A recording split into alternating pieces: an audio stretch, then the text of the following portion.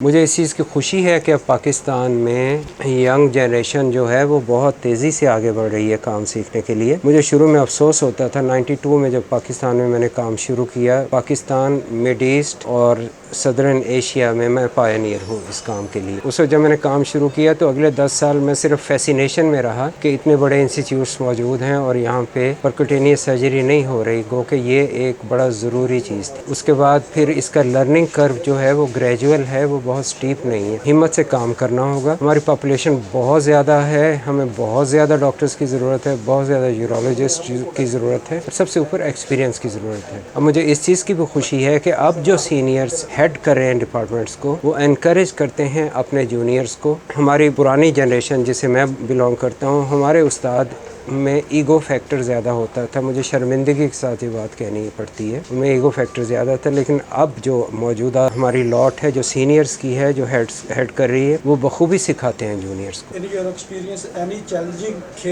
Challenges cases हैं इस तरह नहीं, वो फिर तस्वीरों से बताया जा सकता है। ज़ुबानी बातें तो ज़ुबानी तो बंदा, वो किसी एक मुल्क की ये कहावत थी कि दूर से आया है जो मर्ज़ी कहे। तो अभी तो ये दूर से आया है जो मर्ज़ी कहे, लेकिन जब मैं पेश करूँगा उस वक्त अंदाज़ा होगा क्या चीज़ है। सर, आपके एक्सपीरियंस के मुताबिक स्टोन की मेन रीज़न क्या है? स्टोन देखें जी, कुछ चीज़ें हैं जो कॉमन हैं। अब स्टोन नॉर्थ पोल पे भी है, हालांकि वहाँ सर्दी है, वहाँ गर्मी का फैक्टर उसमें नहीं है, लेकिन यहाँ पे हम मेजर कहें गर्मी है। हमारे पास साफ़ पानी की अनअवेलेबिलिटी है और हमारे पास इम्बैलेंस्ड डाइट। मतलब हमारे इलाके में एक इलाका ऐसा है जहाँ चावल की रोटी के साथ चावल खाते हैं, उन्होंने खाना ही वो है। जब बैलेंस डाइट नहीं होगी। अच्छा, बच्चों में ब्लैडर स्टोन जो है ये डिजीज़ ऑफ पॉवर्टी लिखा गया है किताबों में, ब्लैडर स्टोन। और ये अमोनियम यूरेट स्टोन्स होते हैं। ये सिर्फ मदर डाइट पे जो बच्चे रहते हैं उनमें ये ज़्यादा होते हैं। तो ये हमारे मुख्तलिफ फैक्टर्स हैं, इसको नहीं रोक सकते। मैंने अपने उस्ताद से कहा था जब मैं पाकिस्तान में आया था कि मैं रिसर्च करना चाहता हूँ कि मैं स्टोन क्यों बन रहे हैं इसके ऊपर। तो उसने मुझे बिठाया, उसने मुझे कहा कि पिछले कई सौ साल से उसने हिस्ट्री पढ़ी है, उसने ये देखा है कि लोग रिसर्च कर कर के मर गए हैं। तुम जाओ अपने घर अपने बाप की खिदमत करो, अपने लोगों की खिदमत करो, तुम स्टोन निकालते रहो, अपनी ज़िंदगी गुजार दो। अब मैं सिर्फ स्टोन ही निकाल रहा हूँ। मेरे उस्ताद ने मुझे बड़ा अच्छा सबक दे दिया था। स्टोन पेशेंट के लिए यानी कोई message?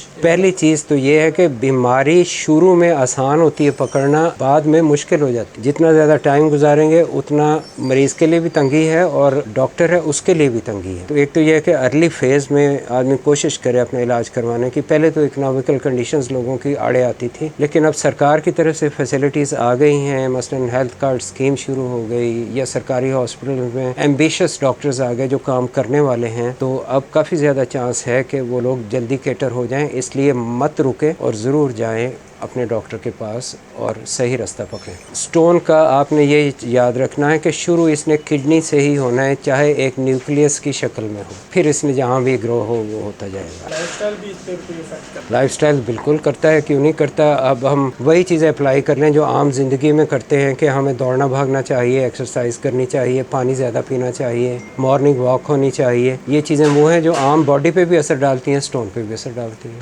Thank you. Thank you.